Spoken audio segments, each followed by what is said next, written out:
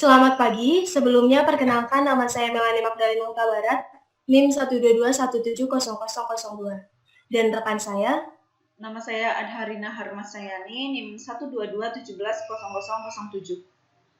kami di sini selaku pemilik dari perusahaan konsultan MU Corporation akan menjelaskan dan menawarkan rangkaian rancangan tata letak fasilitas kepada PT Jaya PTLX sebagai berikut. Kita masuk ke modul pertama, yaitu produk. Untuk produk yang kami tawarkan sendiri merupakan produk backpack keluaran terbaru dengan beberapa inovasi di dalamnya. Inovasi pertama yaitu produk backpack kami memiliki dua saku, yaitu saku belakang dan juga saku samping, yang berguna untuk menyimpan barang-barang. Kemudian inovasi yang kedua, produk backpack kami tersusun atas 3 bahan, yaitu bahan Corbuta, kanvas, dan juga furing. Kemudian inovasi yang ketiga, produk backpack kami juga memiliki lancip cetekan sebelah kanan dan sebelah kiri, sehingga tas kami itu dapat lebih ramping ketika digunakan. Kemudian untuk inovasi keempat sendiri, produk backpack kami dilengkapi dengan tas tali tas cincin, sehingga backpack kami dapat memiliki dua model, yaitu backpack dan juga tas model tas cincin. Kemudian untuk bill of materialnya sendiri, produk backpack kami memiliki 39 komponen utama dengan total komponen yang dibeli sebanyak 15 dan juga 24 komponen yang dibuat. Sementara untuk komponen penunjang sendiri terdapat 4 komponen. Kemudian untuk analisa proses sendiri terdapat 3 proses, yaitu tahap fabrikasi, tahap assembly, dan juga tahap packing. Kemudian untuk produk MU Corporation sendiri, MU Bag sendiri, dikemas dalam satu kardus yang tiap kardusnya terdiri dari 6 backpack. Kita masuk ke modul 2, yaitu OPC. Untuk proses pembuatan OPC pada produk MU Bag sendiri didasarkan pada keseluruhan tahapan mulai dari tahap fabrikasi, assembly, hingga packing. Kemudian untuk proses pembuatan sendiri terdiri dari 116 proses operasi dengan total waktu 46,47 menit, kemudian 30 proses inspeksi dengan total waktu sekitar 5,55 menit, kemudian 1 kali proses penyimpanan. Sehingga total waktu untuk pembuatan produk MU-Bag secara keseluruhan yaitu 52,2 menit. Kemudian untuk mesin sendiri, kami terdapat 8 mesin, yaitu meja pola kain, meja pola karton, kemudian meja potong, mesin drill, mesin single needle, double needle, dan juga meja packing. Kemudian kita masuk ke modul 3. Pada modul 3 sendiri terdapat part drawing dan juga assembly chart. Untuk part drawing sendiri, terdapat beberapa informasi yang diperoleh seperti nama komponen, dimensi komponen, nama pembuat, tanggal dipetakan, serta skala yang digunakan. Untuk setiap ukuran dari komponen sendiri menyesuaikan dengan komponen asli. Tak hanya ukuran, namun juga warna serta material penyusun harus disesuaikan dengan komponen asli. Untuk skala yang kami gunakan sendiri, terdapat beberapa skala, yaitu 1:1, 1:2, 1:5, dan 1:10. Untuk skala ini didasarkan pada agar gambar tersebut dapat jelas terlihat. Kemudian untuk assembly chart sendiri dibuat telah menyesuaikan dengan urutan dari proses perakitan komponen MU-Bag. Kemudian untuk assembly chart sendiri, kami merakit 24 komponen utama dengan total sub-assembly sebanyak 25. Kemudian untuk penawaran S dan A sendiri, terdapat beberapa aturan di mana semakin ke kiri, S akan semakin bertambah, kemudian semakin ke bawah, A akan semakin bertambah. Sehingga dalam pembuatan MU-Bag sendiri mencapai S13A5.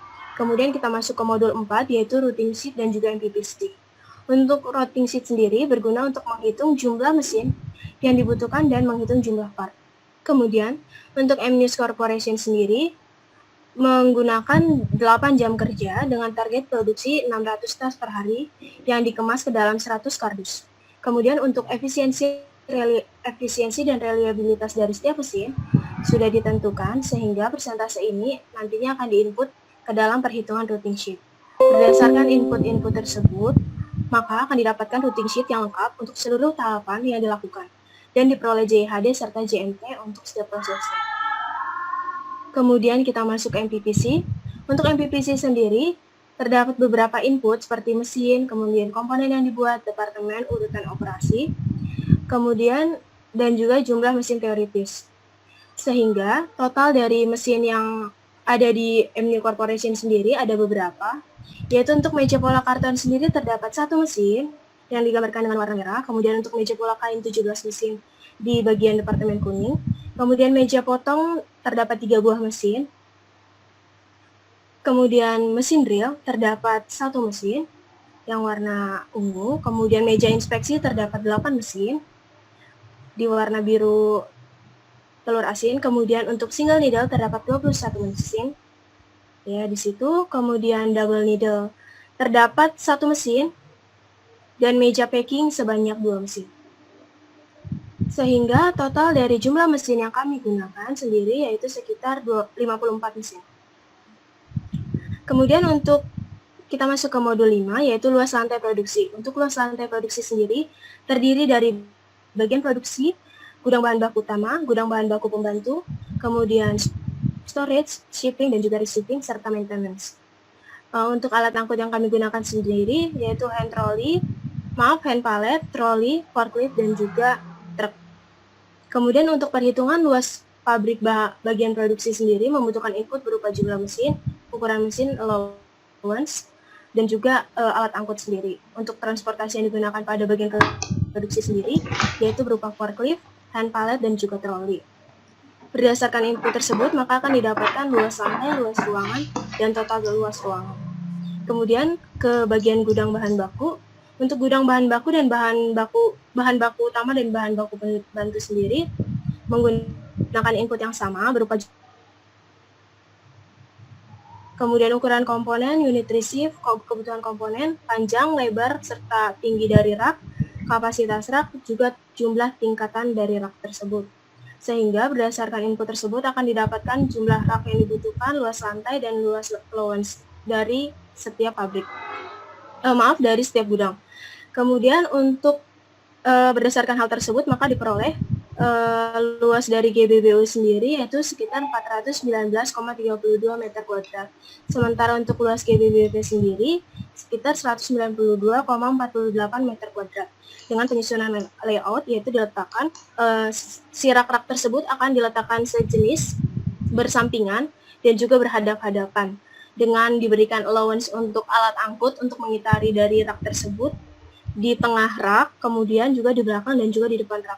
Kemudian untuk luas dari storage sendiri didapatkan luas total sekitar 306,43 meter kuadrat. Di sini sudah memperhatikan dimensi kardus, ukuran palet, dan jumlah palet yang dibutuhkan. Kemudian alat angkut yang digunakan sendiri yaitu hand pallet. Kemudian untuk luas shipping sendiri didapatkan sekitar 76,608 meter.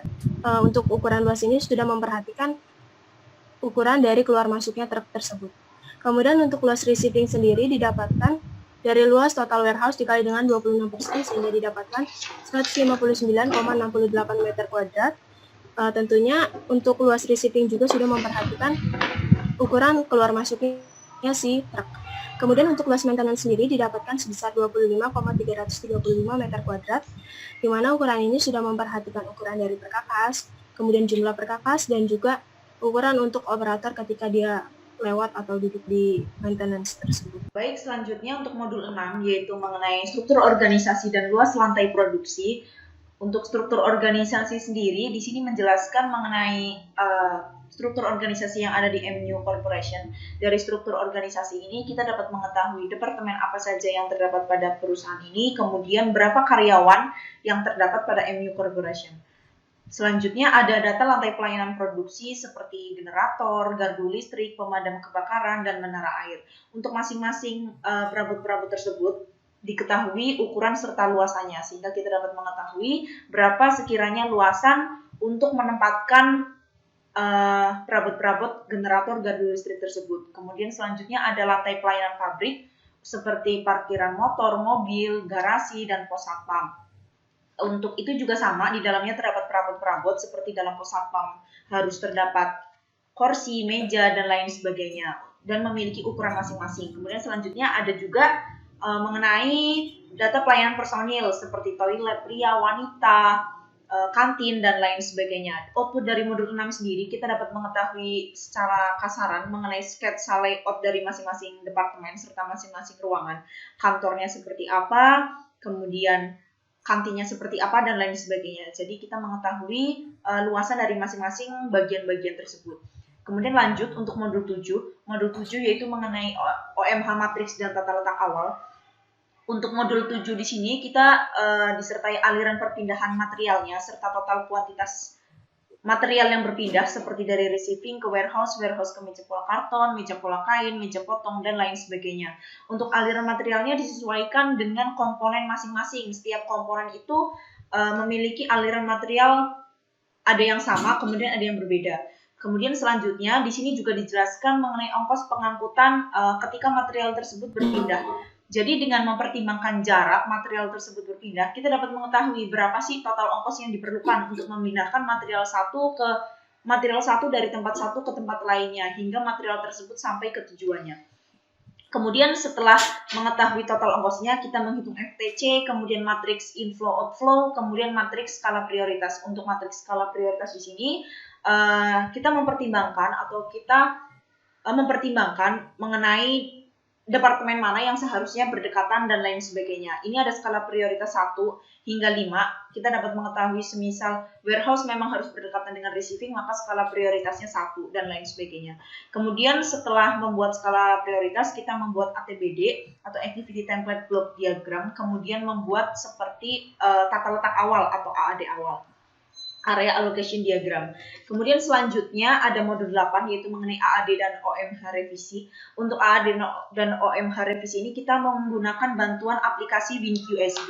Untuk WinQSB sendiri yang diinputkan yaitu FTC ongkos awal dan titik koordinat. Untuk titik koordinat ini berfungsi sebagai jarak yang nantinya akan dibaca secara otomatis oleh WinQSB sehingga WinQSB dapat mengetahui penataan atau tata letak awal sesuai dengan AAD pada modul sebelumnya.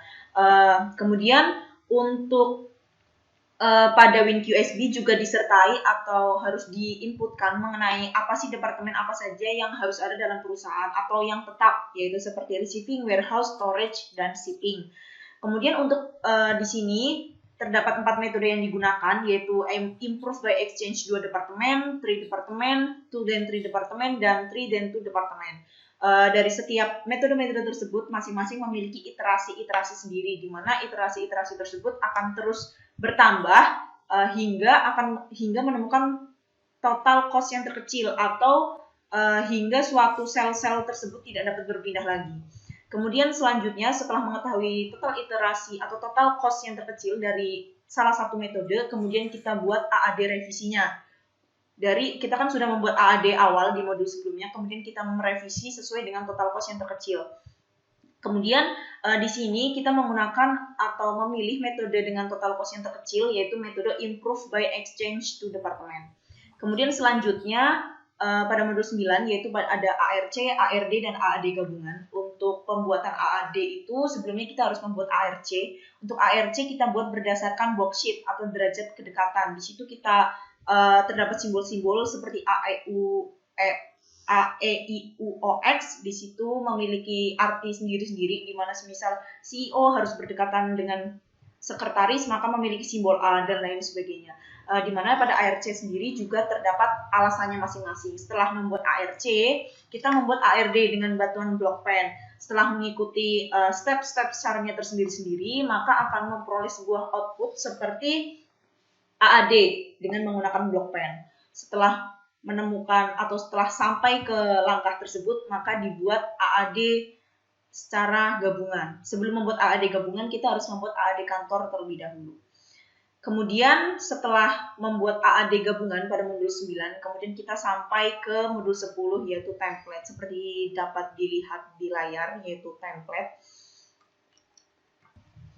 Kemudian lanjut ke modul 10 yaitu mengenai template. Sebelumnya pada template itu sendiri merupakan gambaran tata letak lengkap yang merupakan hasil akhir dari keseluruhan proses tata letak yang telah kami lakukan. Untuk ini dibuat berdasarkan AAD gabungan pada modul 9. Pada modul 10 yaitu mengenai template, di sini terdapat beberapa hal yang perlu ada pada template, yaitu seperti nama perusahaannya, kemudian lokasinya, kemudian logo perusahaan, kemudian legenda. Legenda itu sendiri merupakan data atau informasi mengenai simbol-simbol yang ada pada template. Di sini menggunakan skala 1,1 dengan tujuan untuk memudahkan dalam pencarian simbol pada template. Kemudian untuk keseluruhan kita menggunakan skala 1:200. Untuk keseluruhan luasannya yaitu 102,6 meter dan panjangnya 155,22 meter. Kemudian setelah itu untuk aliran produksinya, pertama sebuah truk atau sebuah mobil box akan masuk melalui jalan ini kemudian akan menelusuri jalan, masuk ke bagian receiving. Setelah masuk ke bagian receiving, kemudian material-material tersebut atau bahan baku tersebut akan masuk ke bagian warehouse. Di sini untuk warna ungu yaitu warehouse. Setelah masuk ke warehouse, kemudian material tersebut akan dialirkan ke meja pola karton, kemudian masuk ke meja pola kain, kemudian dialirkan menuju drill, kemudian ke single needle, lalu ke meja inspeksi, kemudian ke meja potong, kemudian lalu ke single needle lagi, kemudian ke double needle, kemudian ke meja inspeksi, kemudian ke meja packing, ke storage, kemudian akhir di shipping. Untuk shipping, semua material telah di packing kan tadi di meja packing, kemudian telah disimpan di storage, kemudian ke shipping, kemudian akan didistribusikan atau dibawa oleh sebuah truk dan lain sebagainya dari sini ke misalnya ke PT Jaya PTLF melalui out ini. Di sini. Kemudian selanjutnya pada template ini juga terdapat seperti perabot-perabot yang telah disesuaikan dengan modul sebelumnya, yaitu modul 6. Untuk ukurannya telah disesuaikan, hanya di sini menggunakan skala. Kemudian di sini terdapat seperti klinik untuk karyawan, kemudian di sini ada bagian maintenance. Kemudian di sini terdapat sebuah kantin di sebelah produksi, kemudian di sini terdapat WC perempuan dan laki-laki diletakkan berdekatan dengan tujuan memang untuk memudahkan para karyawan ketika akan melakukan buang air. Kemudian selanjutnya di sini juga terdapat sebuah masjid, kemudian ini ada toilet pria dan wanita lagi. Jadi untuk toilet pria dan wanita disebar dengan tujuan untuk memudahkan dalam jangkauan. Kemudian di sini ada locker, kemudian di sini terdapat kantor. Untuk kantor kami letakkan di seberang jalan dengan tujuan agar tidak menerima kebisingan dan lain sebagainya. Kemudian untuk pelayanan produksi bisa dijelaskan oleh rekan saya. Kemudian untuk pelayanan produksi sendiri terdiri dari 4, yaitu generator, gardu listrik, menara air, serta pemadam kebakaran. Untuk gardu listrik sendiri kami tempatkan di area belakang produksi dan juga di area depan produksi, di area depan pabrik. Kemudian ini merupakan gardu listrik. Kemudian untuk generator sendiri kami letakkan di area kantor seperti yang di sini dan juga di area produksi. Kemudian untuk menara air sendiri kami juga meletakkan di area produksi dan juga area kantor. Selanjutnya untuk pemadam kebakaran sendiri, kami meletakkan di 2 area yang sama, yaitu di produksi dan juga di area kantor. Kemudian selain itu kita juga menggunakan allowance atau dummy, yaitu seperti untuk jalan pada kantor, seperti dilihat di sini jalan untuk kantor untuk memudahkan ketika para pegawai masuk untuk menuju ke ruangan-ruangan lain. Kemudian juga terdapat tempat untuk wudhu di masjid, yaitu ini. Kemudian juga terdapat trotoar di sekitar pabrik dengan tujuan untuk memudahkan para karyawan ketika berjalan kaki. Kemudian terdapat kolam untuk menumbuhkan suasana yang nyaman serta damai pada pabrik ini sendiri. Oh iya, sebelumnya untuk peletakan mesin sendiri untuk bagian produksi sesuai dengan MPPC, ini sesuai dengan MPPC jumlah-jumlahnya. Untuk penempatan mesin telah disesuaikan dengan allowance operator, allowance maintenance, dan allowance ketika transportasi seperti forklift, hand pallet, dan troli melewati mesin-mesin tersebut. Untuk operator dapat dilihat di sini untuk allowance operator, kemudian di sini untuk allowance maintenance, kemudian untuk allowance untuk transportasi forklift atau apapun itu bisa melewati sekitar mesin tersebut. Seperti itu. Demikian penjelasan dan penawaran kami kepada PT Jaya PTLF. Kiranya penawaran kami dapat diterima oleh PT Jaya PTLF. Sekian dan terima kasih. Selamat siang.